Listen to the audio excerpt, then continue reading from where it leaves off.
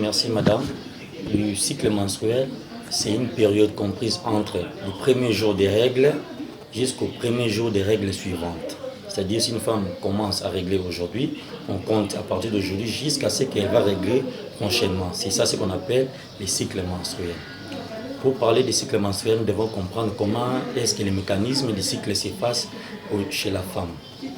Pour qu'il y ait un cycle menstruel, il y a un système que nous appelons le système hypothalamo-hypophyse-gonadique. Tout est commandé au niveau cérébral. Il y a un organe qu'on appelle l'hypothalamus qui sécrète une hormone qu'on appelle la LHRH qui a un effet au niveau de l'hypophyse et l'hypophyse sécrète la FSH-LH. Ces hormones-là vont agir au niveau de l'ovaire de la femme. Comme autrefois nous avons parlé de l'appareil reproducteur de la femme. Nous avons les ovaires qui sont là. Il y a FSH, LH vont agir à ce niveau-ci. Ils vont permettre à ce qu'il y ait cycle menstruel. Au cours du cycle menstruel, nous avons des phases. Donc, prenons l'exemple d'une femme qui a un cycle de 28 jours. La première phase, c'est ce que nous appelons la phase proliférative. Et puis la deuxième phase, la phase sécrétoire. Au cours de la première phase, c'est sous l'effet de la FSH qui agit au niveau des ovaires. Et puis les ovaires sécrètent les oestrogènes. Ces oestrogènes-là vont faire en sorte qu'au niveau de la matrice, il y a une couche qu'on appelle l'endomètre. Cette couche-là va commencer à se proliférer, va augmenter en volume jusqu'à vers le 14e milieu du cycle. À partir de cette période, la quantité de ces oestrogènes, quand ça va augmenter, ça va stimuler la sécrétion d'une autre hormone qu'on appelle la LH, qui agit toujours au niveau des ovaires, ainsi entraîner la sécrétion de la progestérone, qui va entraîner au niveau du milieu du cycle l'éclatement de l'ovocyte, qui est là, l'ovocyte va sortir, ainsi entraîner l'ovulation. Après, les restes des follicules vont constituer ce qu'on appelle les cœurs jaunes. C'est important pour préparer s'il y aura une fécondation. Lorsqu'il y aura une nidation, l'enfant va se fixer à ce niveau-là. Mais s'il n'y a pas une nidation, cette prolifération, cette sécrétion de la LH, la progestérone va continuer à être produite et l'estrogène. S'il n'y a pas une fécondation, cette couche qui était préparée pour acquérir l'œuf qui sera fécondé va se dégrader, va s'atrophier, ainsi ça va s'exprimer. Nous revenons au début comme un nouveau cycle, ça va entraîner les règles. Il y aura maintenant desquamation de cette couche qui a été multipliée, ça va se desquamer.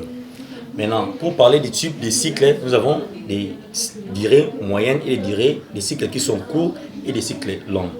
La durée moyenne d'un cycle est de 28 jours. Mais nous pouvons aussi avoir des cycles courts, comme des cycles de 22 jours, et des cycles longs qui vont de 32 à 40 jours. Maintenant, comment calculer la période de fertilité et la période de non-fertilité?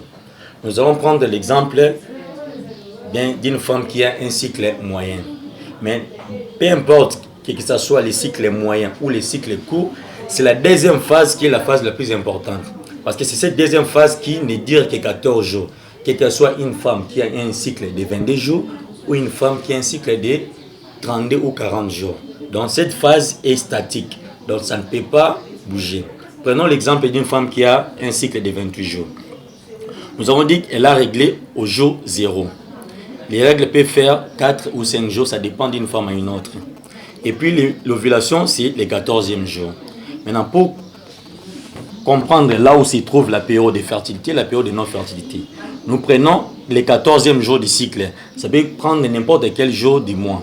Le 14e jour du cycle, nous avançons de 3 jours et nous reculons de 2 jours. C'est cette période-là qu'on appelle la période de fertilité. Parce que personne ne peut prédire la date fixe de l'ovulation. C'est le bon Dieu qui connaît. Donc c'est pourquoi nous prenons cette période-là de 5 jours allant de 2 jours avant l'ovulation et de 3 jours après l'ovulation. C'est cette période-là, si la femme fait un acte sexuel non protégé, elle peut tomber enceinte pendant cette période-ci. Normalement, on les fait. Pourquoi est-ce qu'on choisit 2 jours? On doit avoir des explications. Pourquoi on prend 3 jours après? C'est par rapport à la durée de vie des spermatozoïdes. Les spermatozoïdes, dans le corps de la femme, ne durent que 72 heures, c'est-à-dire 3 jours. Et la durée d'un ovule dans le corps de la femme, lorsque l'ovule est sécrété au niveau de l'ovaire, c'est 24 heures. C'est pourquoi on prend 2 jours 2 jours ou 3 jours, ça varie.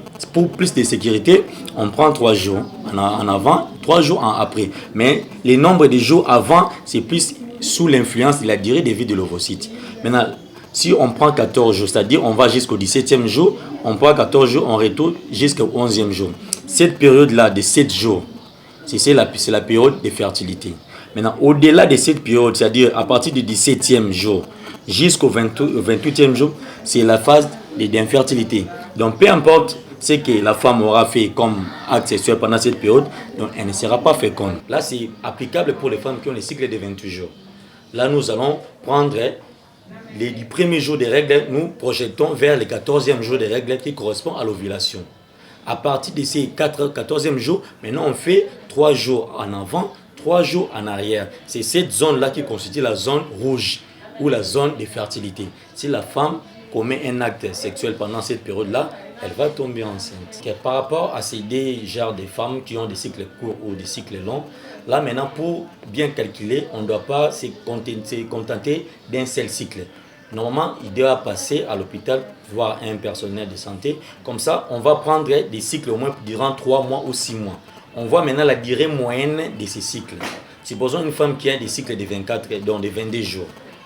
Comme nous avons dit, c'est la deuxième phase qui est la phase statique. Donc on va prendre, supposons qu'elle règle le jour 1, qui est le premier jour.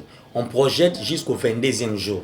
Pour voir que prochainement, elle pourrait avoir les règles le 22e jour. Maintenant, on requiert de 14 jours pour fixer la date de l'ovulation. Parce que la deuxième phase correspond seulement au 14e jour. En allant vers les prochaines règles, on requiert de 14 jours. Parce que cette phase qui est la phase qui est statique. Donc cette phase ne bouge pas. Maintenant, elle va tenir compte de cette phase-là pour projeter 3 jours en avant et 3 jours en arrière. Même si elle a un cycle de 30 jours ou de 32 jours, voire même 40 jours. Elle va faire seulement ces calculs-là. Les règles suivantes, elle recule de 14 jours et fixe ça comme la date de l'ovulation. Elle prend 3 jours en avant et puis 3 jours en arrière.